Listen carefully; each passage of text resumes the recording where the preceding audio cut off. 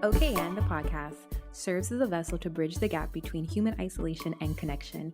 We are all going through something. However, what happens when we start sharing our stories? We will be able to connect, heal, and grow. Come with me and my guests on a journey that will uncover their OK and moment. I'm your host, Just Jess. Let's get started.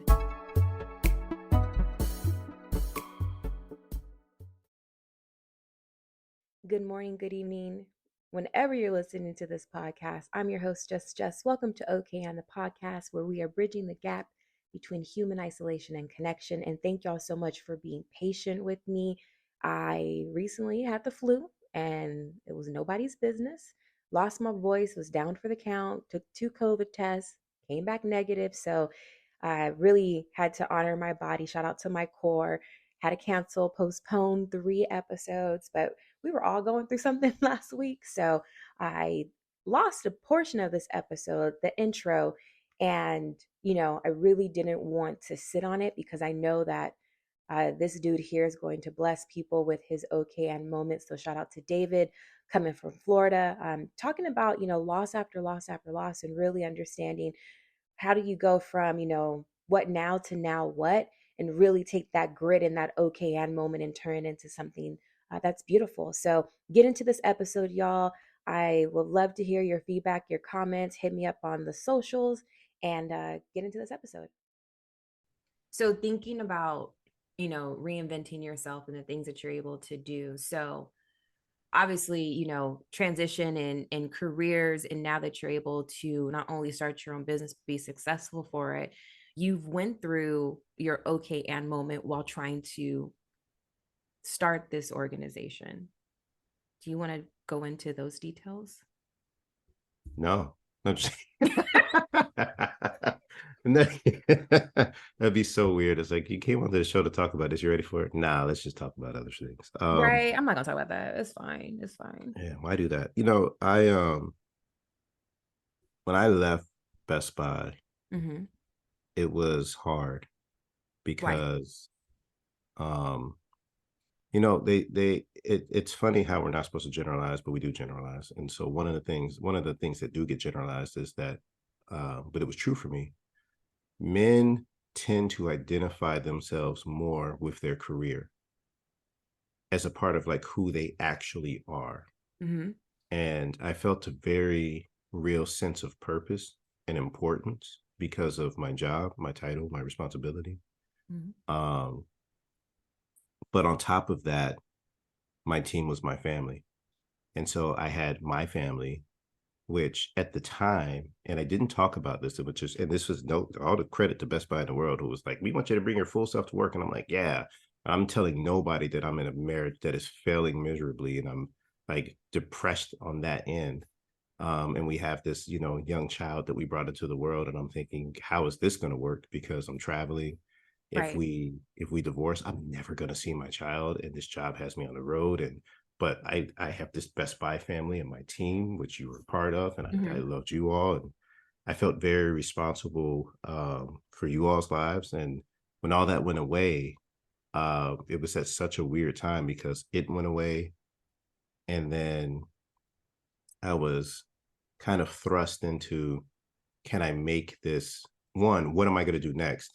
My sense of identity was just gone. I'm no longer a territory training manager that's responsible for the southeast of the country.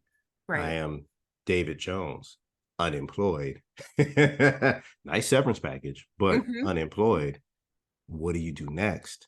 And can you fix it? Was it the job? Can you fix this marriage? Go ahead. You really had 2 canon events, if you will, that was happening at the same time. Yeah, and it was so strange because it happened so quick. And then I said, and I went. My mother was like my best friend, and so we always had these amazing conversations. We were able to talk in ways that, like, once I became an adult, it's like it unlocked a way that we would speak to each other. And so 90% of my life I was able to talk to my mother about. There are some things you should never talk to your parents about, but at least like 90% of my life I could. And she was in a human resources professional for most of my life. She's the vice president of human resources for two different colleges. And we've always talked about, wouldn't it be amazing if we did business together? I'm in learning and development, which is a function of human resources. And she's Mm-hmm. got that HR background. What if we went into business together? And at this point, I've gotten this severance package. I don't know what I'm going to do. And I didn't like the feeling of not being in control of my destiny. I worked so hard for that company, and then one reorg, and it felt like it didn't matter. And I was like, I don't want to do that again. I want my own business so that I can never feel like somebody's throwing me out. Yeah. And we did. We decided that we were going to go into business together. We started Diversity of Thought Inc., the two of us Mhm. together. And about a few months into it, which I'm like, this is going to be great. We did our first, yeah, we did our very first uh, leadership class together, where we were given like an hour to do a diversity, equity, and inclusion workshop. Which I'm like, okay, this is going to be quick. And she's like, I think you should do it because you have the experience. And I'm like, great. And I did it. She's like, you crushed it and they loved you. And I'm out. I want to go back to being retired. I thought I wanted to go back to work, but I The know one and honestly, done. I'm out. And I'm like, wow. But she had earned and deserved like that right to be retired and to not have to go back into a workforce, because her okay ads were like on repeat. She was a Black woman who came up during a time period where being a woman or being Black, was challenging in the workforce Sure. and in the fields that she was in higher education. Um, she just had to deal with a lot. And I was actually happy that she didn't have to deal with it anymore. And I said, and I was sad because I was like, this is going to be great. We're finally going to work together. But I understood and supported her in that. And she supported me in any other way that she could with Dottie, Diversity Thought Inc. We call it Dottie. Mm-hmm. And then I immediately go and take a job on as the director of resource development for United Way of Brevard. I got to oversee the fundraising campaign. We raised over $6.5 million that year. It was such a cool experience. And then COVID hit. Yeah. So here's that next very big thing that's happening.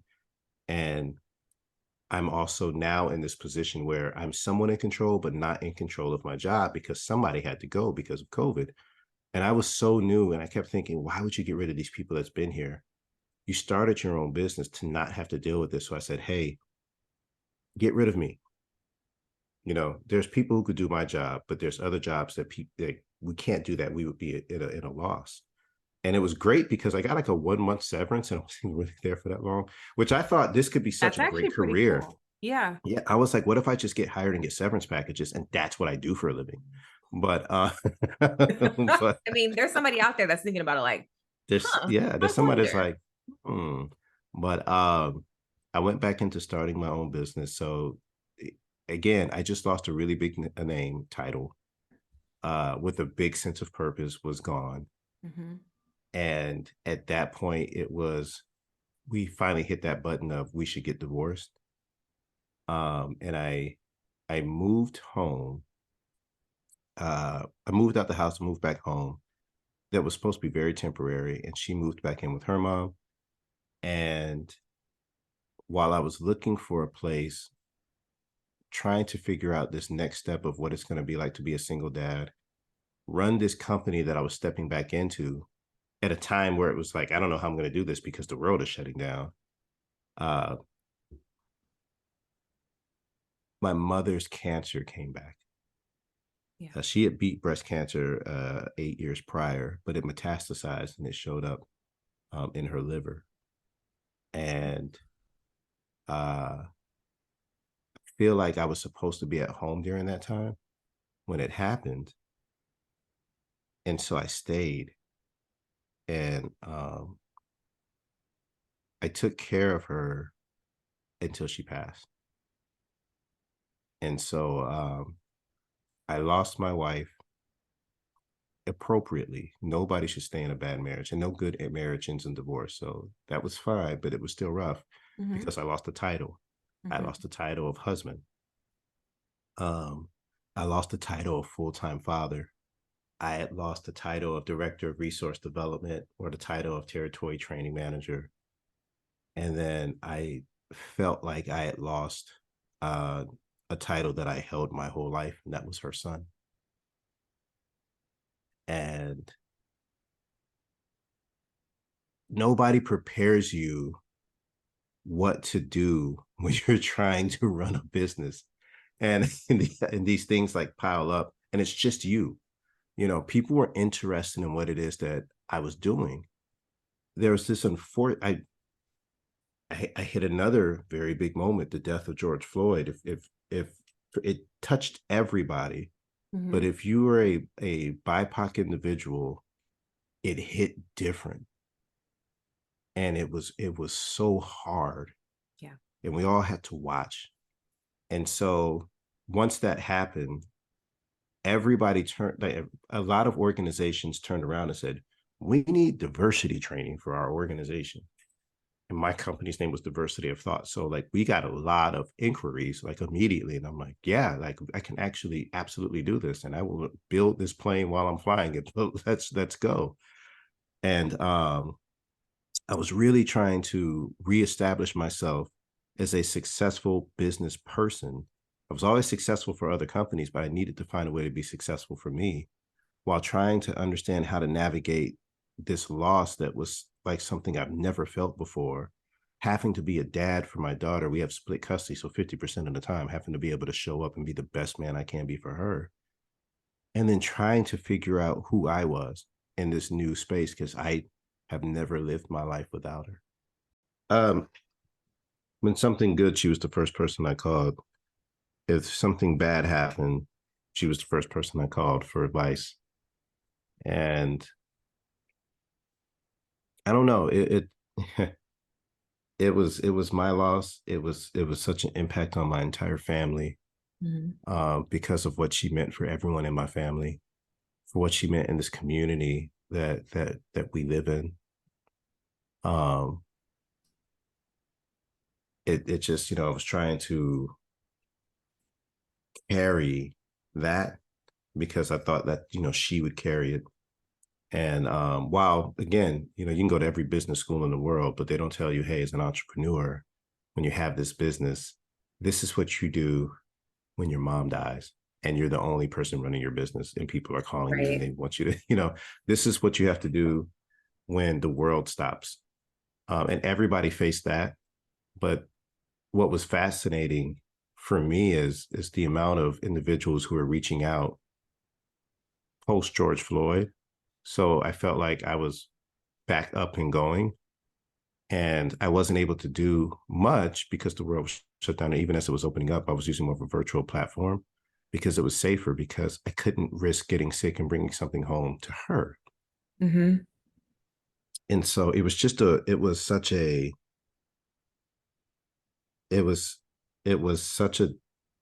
difficult time. And I would have broke if it was not for amazing friends in my life.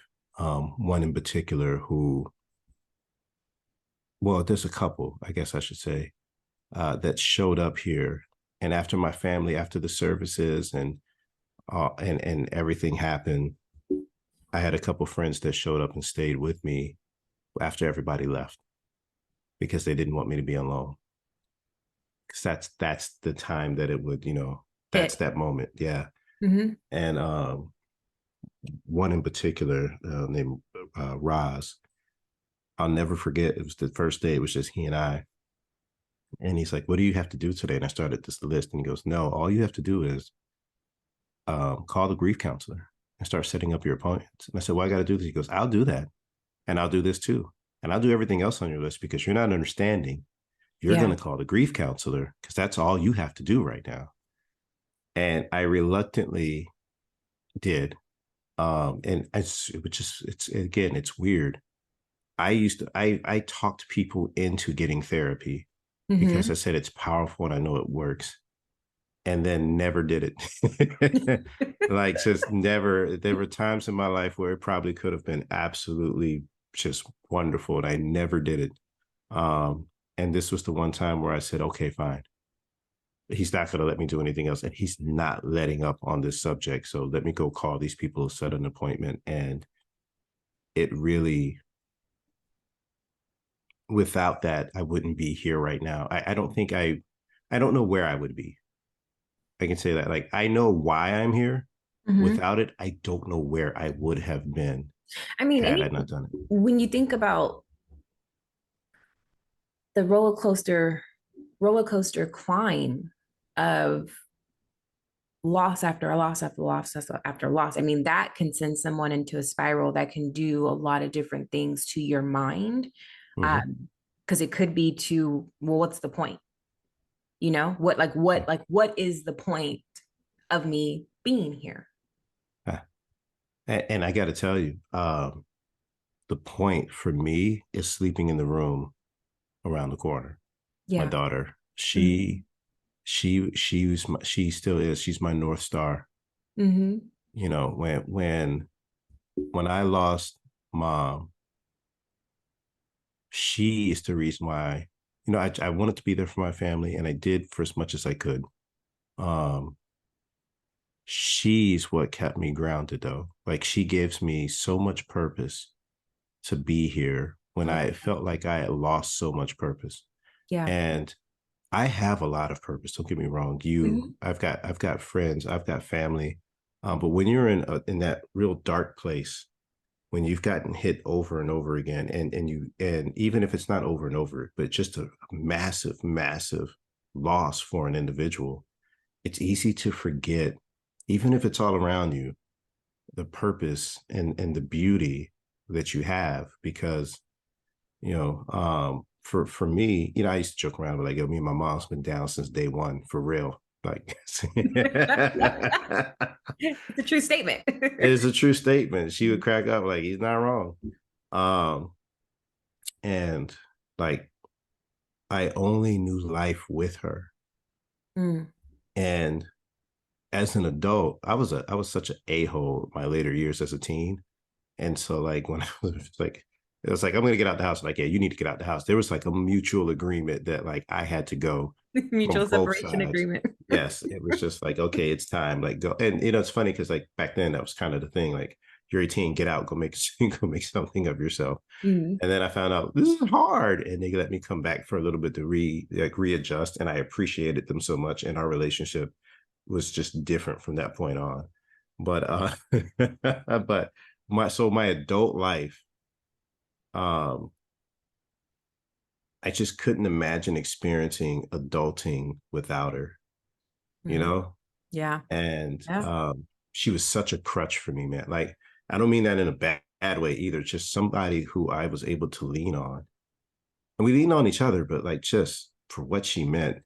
Um, Mom, friend, mentor, uh, it's just somebody I could admire because I just watched everything she accomplished and what she did. And so that massive amount of importance was just like ripped away. And I watched it. Like, I watched, I had to um Take your time. You're okay. You're okay. I had to watch my mother die. And there's no good or bad way to lose someone, whether it happens quick or you have to watch them kind of go through it for a year. But I got to tell you, like, you know, that was hard. And so, that's the setup for this, right? It's the you have to go through all of these things, and then life looks at you and says, okay, and now what are you going to do? And grief counseling taught me a lot, helped me out a lot. She was so amazing, my grief counselor. She was just phenomenal. Um, and so I'll tell anybody, like, that for me, number one is, no matter what you're going through, there are people whose job it is to help you get through it professionally. Yep. And then there are non-professional professionals. And what I mean is that like you're not a clinical psychologist or psychiatrist, or Yeah. some of my friends aren't, but you're a professional at understanding David. You know, you're a professional at understanding how to be empathetic, how to just be what's needed for that individual. So no, you're not a professional in one sense, but you're a professional in that person's personal existence. And I'm so blessed that I have like really, really phenomenal people that were there for me in that way. And as a business owner, I had to climb out of this kind of dark hole and say, I'm not allowed to let this business that her and I saw that could be something impactful on this world go away because of my grief. So I have to find a way to get out of that because I can't just bury it. You know, I'm going to be no good to anybody if I just bury it. I'm not going to be good to my daughter. I'm not going to be good to my clients. I'm not going to be good to my friends. I'm not going to be good to my father because he's also going through this. Which, by the way, he's my crutch now. We lean on each other. And so I'm in this space where I'm looking around, the phone is still ringing, and people were so patient because there were times where I'm like, I can't do it because I'm taking care of my mom. They're like, yo, it's all good. We get it. And they were still there after it all went down. And they didn't have to be. Um, and I chucked that up to like really building authentic relationships and just being vulnerable and honest. Um, and I wasn't that at Best Buy. You know, nobody knew that I was struggling. I kept it in. You know, I got y'all don't even remember this one in Minneapolis. I got the Sunshine Award because I was like Mr. Positivity. Mm. Yeah, and it's just like he always tries to see like the brighter side. And yeah, and I do. Like I'm perfectly fine with it. But I just remember. I really remember this vividly. Actually, like I got the award. I just remember when we got back to the hotel and I was just sitting there, and I felt like such a fraud. Like I always had some type of imposter syndrome because as good as that company is, they praised and they loved longevity. And I just remember when I got there, they'd make you stand up and like, how long you been with the company? And it was like Mm. 20 years, 15 years, 18 years. And I was like, 5 months. And people are like, how are you in this role? And you've only been here for 5 months. And I'm like, Jesus. And so like there's a beauty that comes with that. Like we love the fact that we have people grow up in this company, but then there's this also like if you're an outsider, it makes you really feel like an outsider. And I appreciated what they were doing. Mm-hmm. And I even respected what they were doing. But Oh, by yeah. God, you want to talk about feeding into imposter syndrome? Oh, yeah. So like I always had a little bit of that. Because no matter how long I was there, everybody was still there longer. I was like, I finally made 5 years, and the people are like, well, I'm at 20 now. And I'm like, Jesus, I can't win. But just smiling and acting like everything people come, how's the wife? How's the kid? Oh, they're doing great. And Did it you, was, when people would ask you that question, knowing that you had a reputation of being Mr. Sunshine, of being that positivity, how did you respond? Like, how did you start responding to folks when you figured out I'm not okay? What was the um, difference? what's weird is it wasn't as much of a difference of how I responded to them, Okay. but I couldn't do my job as effectively in certain areas. Give me an And example. so with you all, it was perfectly fine and it was fantastic. But like there were times when I'd be working with the territory staff or with the corporate training side, and there were things that I was supposed to be doing or getting accomplished, and I was depressed. And so when I was left to my own device, like just myself, Mm-hmm. I was in this funk where I wasn't doing the things I was supposed to do. And so I was not as good in my job as I should have been. And I know that. I know it better now. I think with you all, it was different because I was so happy to be with you all any chance I got the opportunity. We were spread out across the southeast of the country. So Yeah. when we had this opportunity to talk on the phone, or see each other, and this may not be fair, but this is the truth. You all are like such an escape from my dark part of the reality that I was living in. You all were this just ray of sunshine, and and you gave me so much use and purpose. If you came to me with issues, I was like, I am useful, and I wasn't getting that in the marriage that I was in. I didn't feel like I had a sense of purpose in my own marriage. And with you all, I did, but at some point, I I didn't address the fact that I was depressed. So if it was just me, I knew I had to do X, Y, and Z, but I would just sit there and I wasn't doing what I could have been doing to be better at my job on those levels. And then I would hide all of that. The bad part is I could have just told y'all I need help and I need help doing this, and you would have done it. Mm-hmm. Um, Absolutely. it's not that I didn't know this, and that's why I wish like I had that. I like Roz was so amazing with how he made me reach out to that grief counselor. It has completely changed my life because I understand that I can get that professional counseling that you need, especially at times when you need it. I felt the impact. I understand what it is.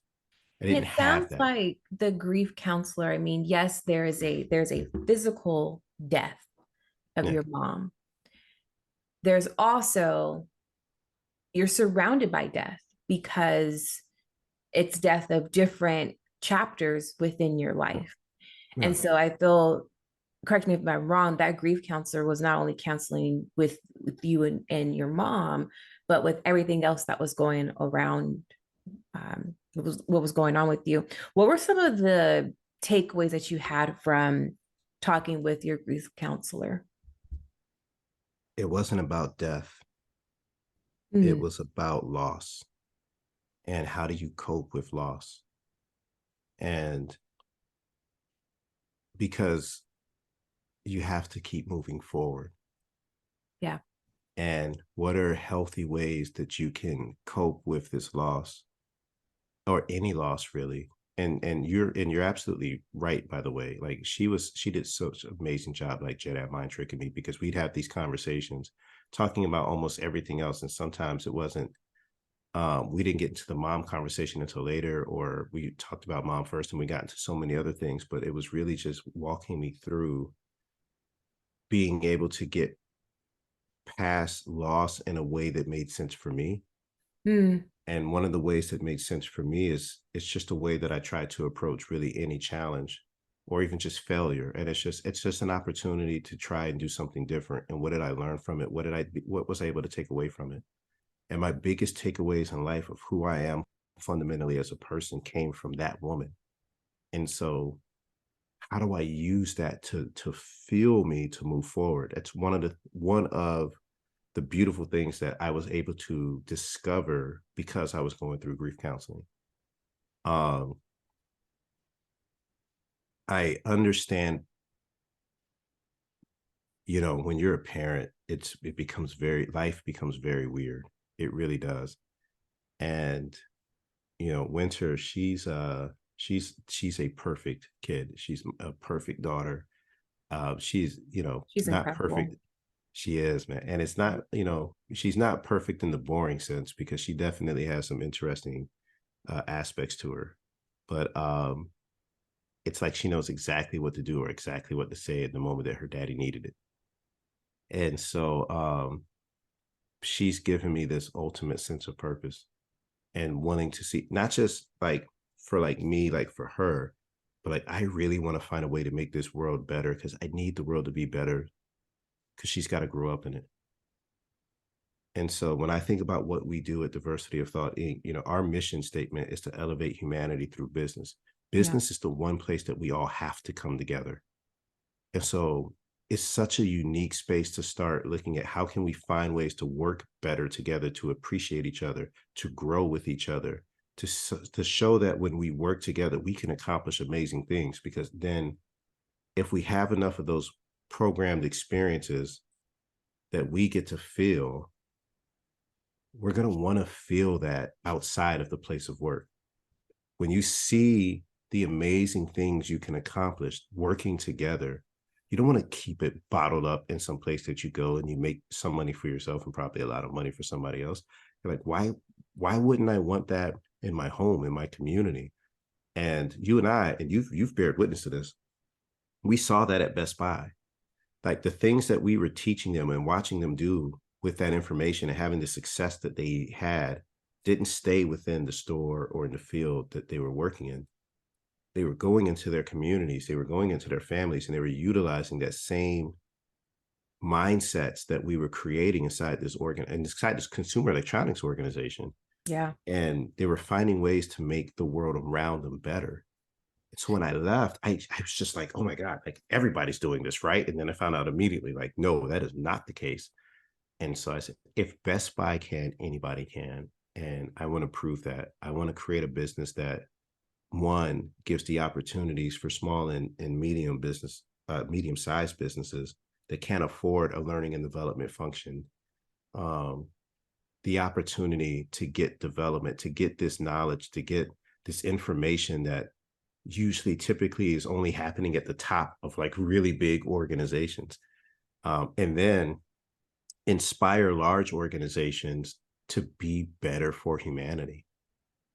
And that's what we're doing. I think you make a grand point, but I want to pivot because you said something earlier in regards to George Floyd, and organizations were reaching out, and really the phone never stopped ringing, right? People were inquiring. And I think there's going to be studies probably like in the next 2 or 3 years of when COVID and George Floyd happened, how did business change? And, growing up in corporate America was always, what are the two things that you don't talk about? Religion and politics. So now everything is merging together. So people are starting to, I'm on a meeting at 5 a.m. or 6 a.m. or whatever, but we just had something horrific happen. And, that translates today of what's going on, overseas, and what just literally happened. I think 30 minutes ago, did you get the notification that there was a mass shooting? No. There was a mass shooting in Maine. 16 people dead. And so, you were constantly getting hit. And I don't want to become numb to it, because we know that things are constantly happening. But I do think the company that you're building and will continue to build has a purpose on this earth, because everyone has to go to work. I mean, maybe the 1%, but the majority of people, you are going to work with people with different cultures, different backgrounds, just being different. So how do you become well equipped as a human being to work with other human beings? And with technology, I feel like there are some times where that is so cut off, where people are only able to communicate via, I'm going to send a text, or I'm going to type something out, versus actually having a conversation. So how do you see the business moving forward, especially in the areas that don't necessarily appreciate diversity, equity, and inclusion?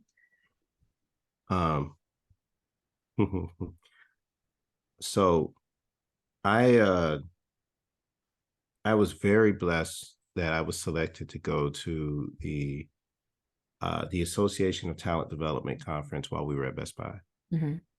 And I chose to go to a workshop that was hosted by a company called the Academy of Brain-Based Leadership. I was so interested. I'm like, that's a great name. And it was all about the science of human behavior. And I'm like, oh, let's go. I want to see what this is about. And it was just positioned in such an amazing way that was all about, it's a team of neurologists and like psychologists, and how can we really identify and study the brain in a way that helps us understand humans and why we do the things that we do? And then what can you do to lean into these things when they're good and mitigate it when it's not so good? And I fell in love. And so one of the first things that I did was I said, I want to get certified by these individuals. I'm going to get my psychological safety certification. I don't care what it costs. That's just going to be like, there's always a cost to do business. If you want to start a business, I'm like, this is going to be my cost. I'm going to invest in me so that I get more well versed in this information so that I can present it to anybody who will listen to me. And it's an amazing group of humans. I got both certifications, and it helped me understand a few things. Um, One, and this is the very brief, I'm talking about the quickest version of this conversation. Um, and this is not a testament to how we would ever have this conversation. If you want to have it, you can come to a workshop. We do them in person and virtually. Haha, plug. I like the But plug. I like the plug. you know, we talk about the brain in such a fun way. Your brain is just a computer. It's a collection of programming. Some of that is environmental, some of that is genetic, but all it is just a collection of programming.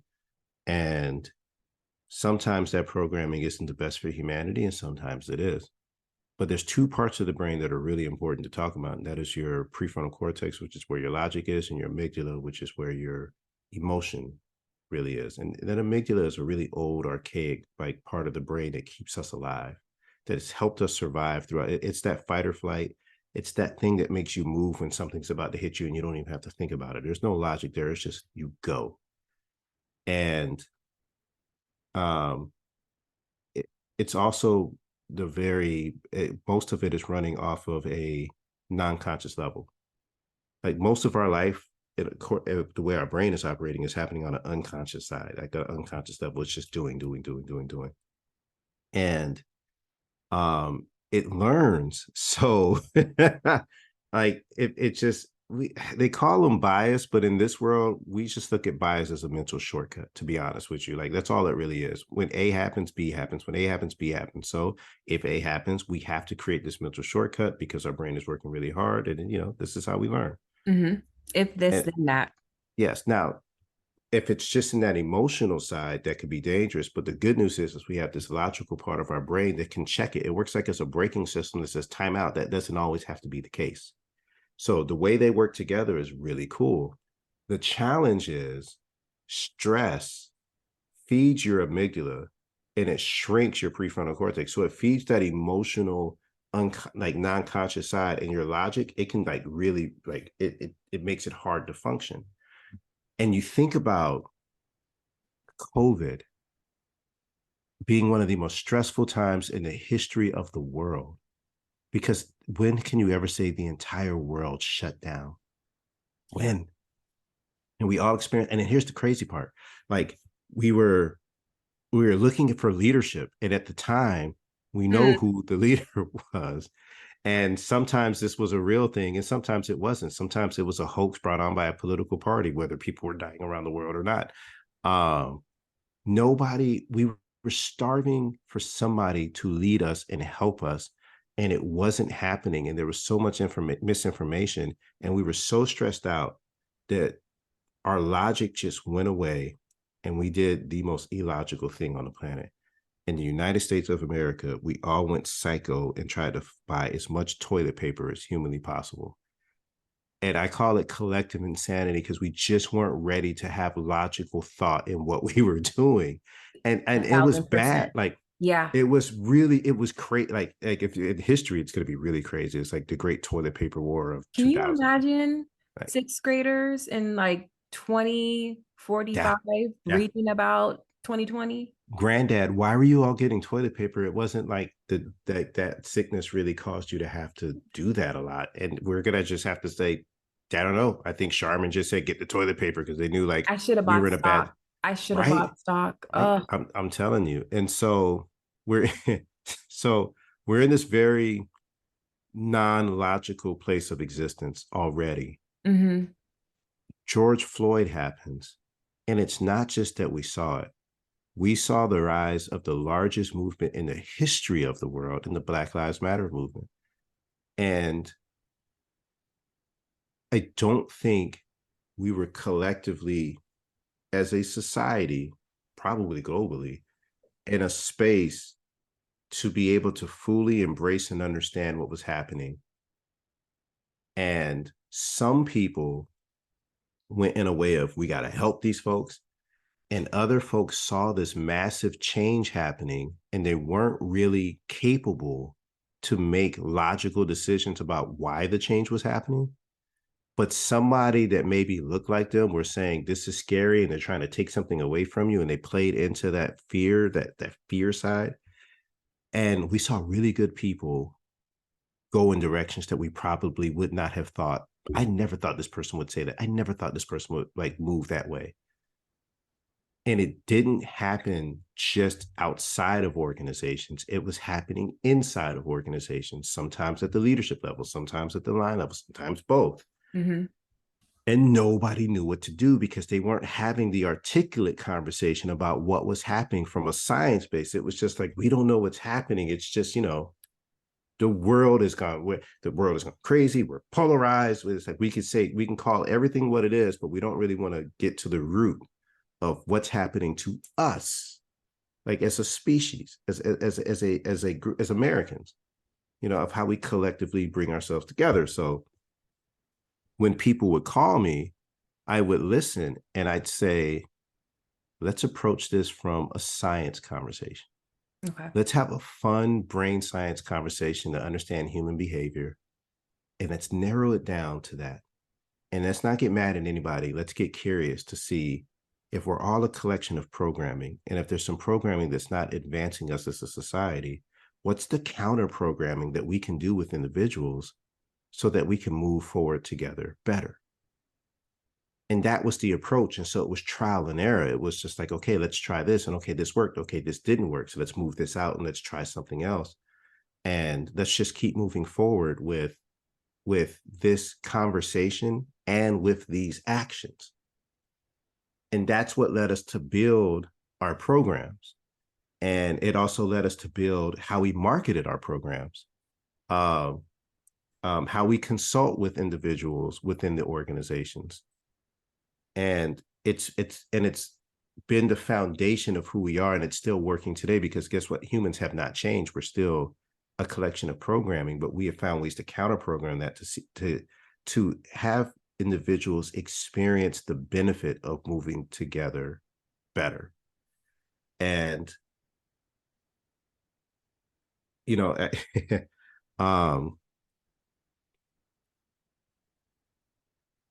it was a horrible time having to try to figure that out because I had to keep reliving everything that was happening to Black America.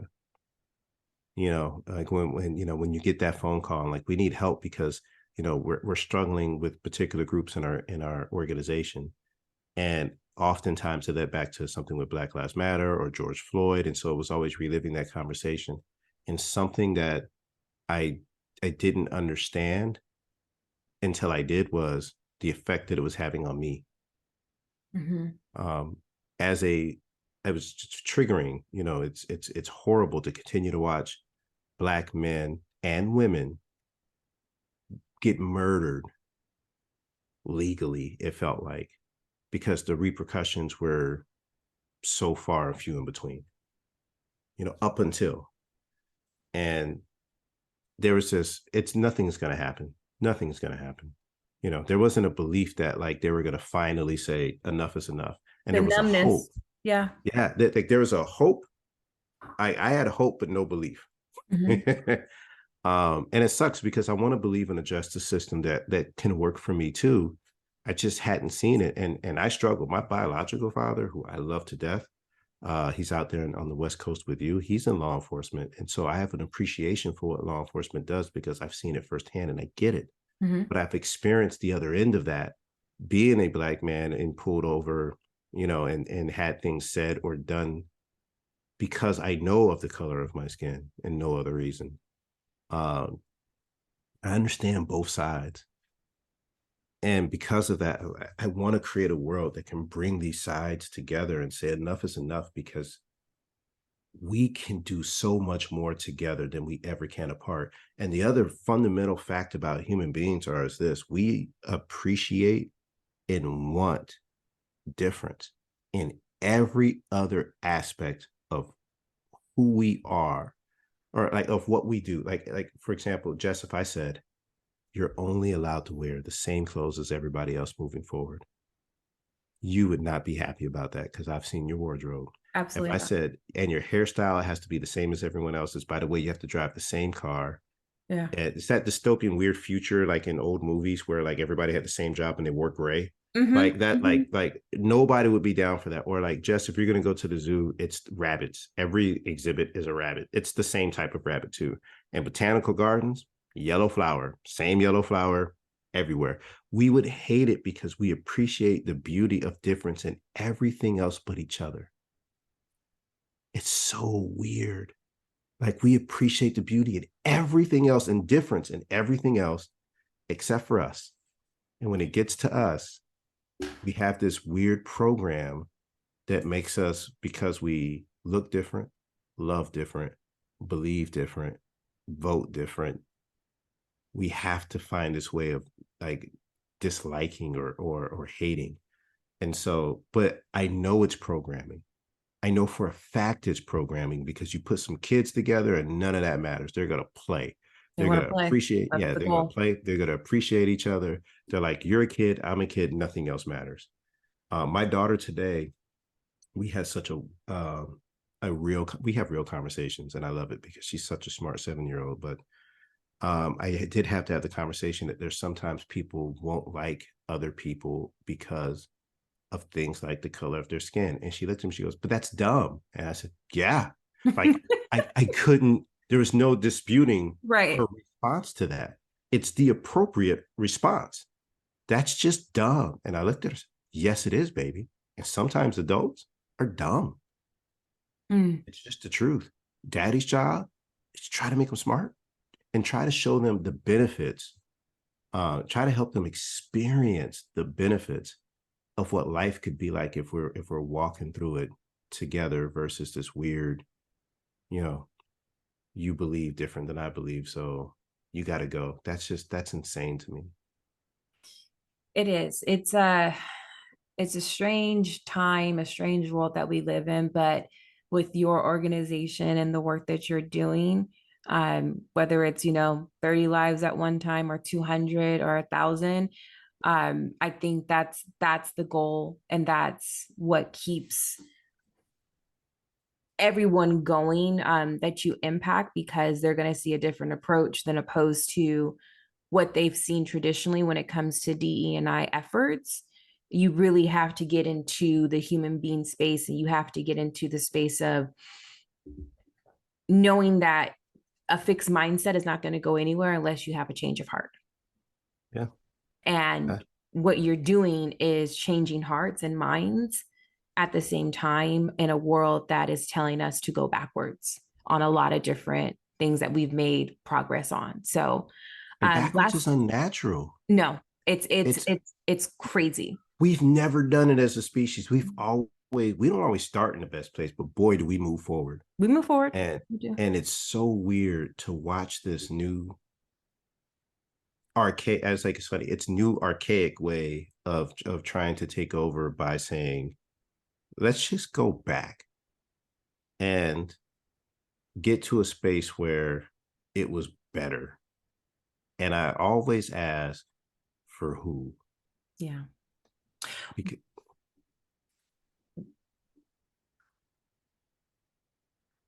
did that show up? The Facebook sound? No, I don't think so. Oh, No. okay.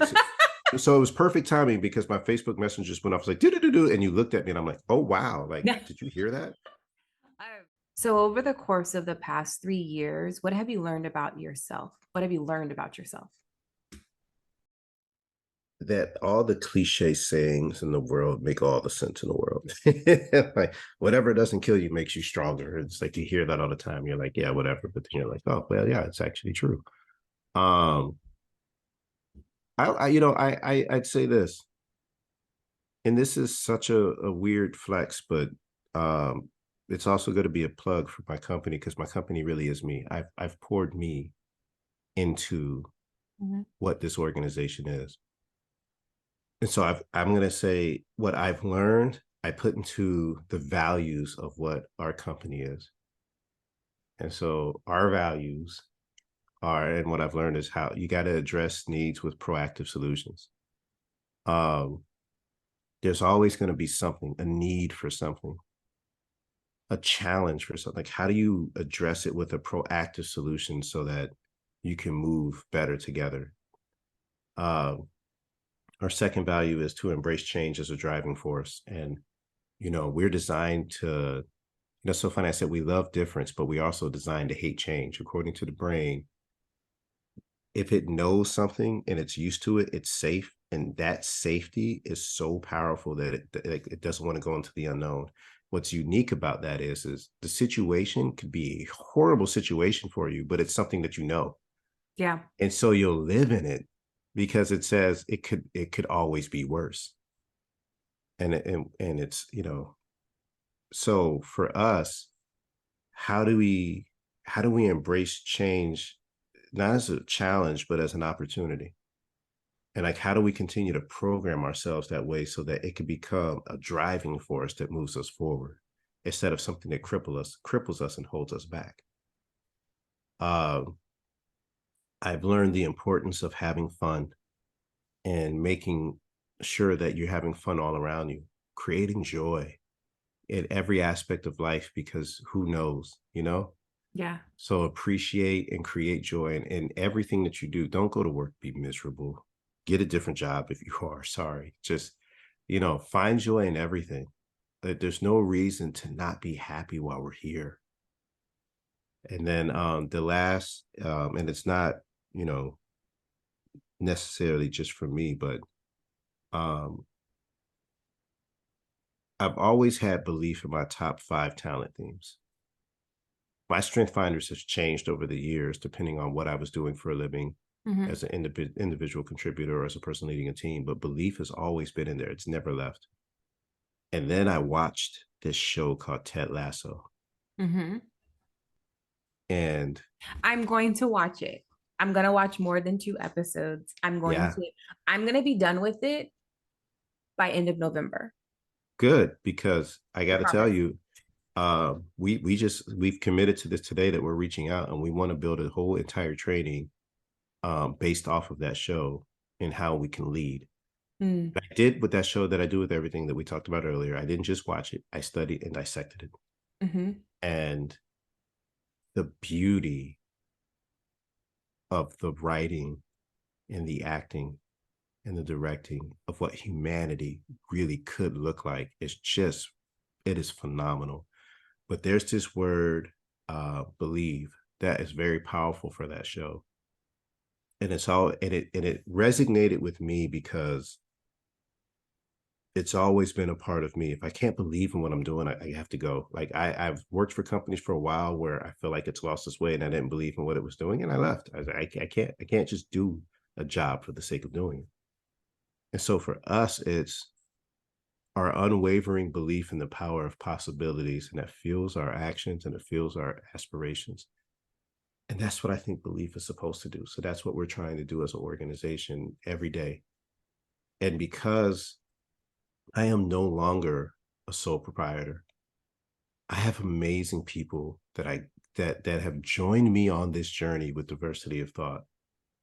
And I'm truly blessed that it has happened. I've got the best business partner in the world, this gentleman named Felix Polito, who you know. Mm-hmm. Um, and he should be on OKN because he's got great stories. He does. Okay, on moments for sure. Yes, he does. And I've got other people who've helped this organization.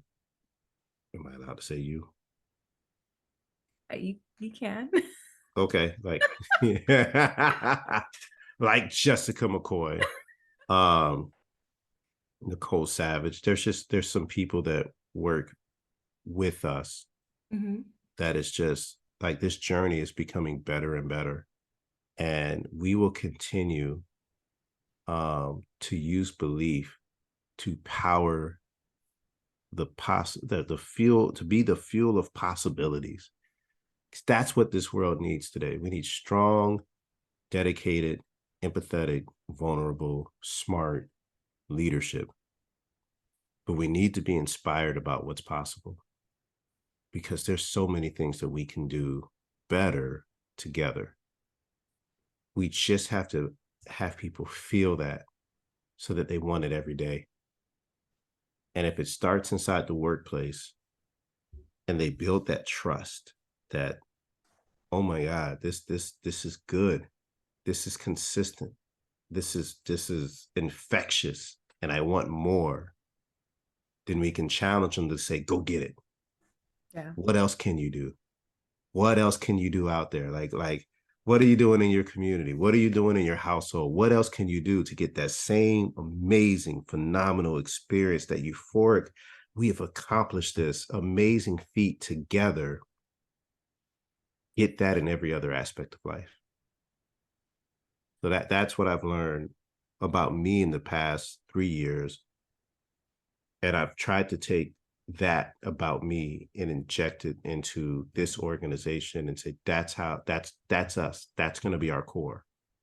And anything else will build on top of it. And we will change when we need to. We are changing today because AI is here and we are learning everything we can about how to utilize that to enhance who we are and how we can lead this conversation. And how do we lead in the AI generation? It shouldn't be about replacing people. It's about enhancing people. And how do we get there? But our rock, our foundation, these values, it won't change because I'm not kicking myself out of my company. Nobody can make me feel that loss here. That's huge. That's a major accomplishment. David, as always, a pleasure. Just being able to talk to you, being able to see your growth from the trauma, from the positivity to the dark times, and now all the good times rolled into one. So appreciate you coming on the podcast. I know it's late over there on the southeast side, my second home. Just to let everybody know that I'm still recruiting Jessica back to this side of the country because if you know her and you've experienced her, it's infectious. And you just have to, and you'll be okay with the little unique things that come with her, like apple cider vinegar. Yep. All day, every day, all day. I broke my arm. If you drink some apple cider vinegar, you might be okay. Okay. It wasn't about the arm breakers, but yes, I do think apple cider vinegar cures everything. Yeah. I dilute with water and some lemon, and I have moved on to turmeric shots and elderberry syrup and all kinds of different things. My mom fell and I sprained my ankle. If you take a bath in apple cider vinegar, and you're like, wow, it's just like no, but like in all seriousness, just I so appreciate you. I appreciate this. Not just your show, for everybody else that's been on, and it's been amazing, but giving me the opportunity to share. And sometimes it's needed to just be able to talk out loud about these things because I am still working on me. And I get so busy with running this company and being a father and being a son to my father, and a cousin to my cousins who my mom was like their mom, and a friend, and all the things that we get to be in this world, that sometimes it's easy to lose sight that you have to continue to work on you. And this was an outlet. This was therapeutic, I thank you. You've given me a therapeutic outlet. You're the I said it earlier and I never said it before, but I'm gonna listen to this and be like, yeah, I need to coin that. What did I say? Like an unprofessional professional? It's not unprofessional. What did I say? You're a professional in the person that's in front of you. So I'm a professional. Yeah, but I called it something else. You called it something. Dope. It needs to be on a t-shirt. That's for sure. I know. So now we're gonna have to go back and listen because I'll say something dope and I'm like, say it again. I'm like, nope, don't remember, but it's recorded, so now at least it exists. But that's what you are. You're a professional in people, and if you get to know those people, you're such an amazing professional in them. So thank you very much. No problem. I appreciate you. I appreciate you too. All right, y'all. Another great episode. Again, thank you, David. And until next time, take care, y'all. Peace. Bye. I never said peace like that before, but it reminds me of Martin when he was on the radio, Peace. right?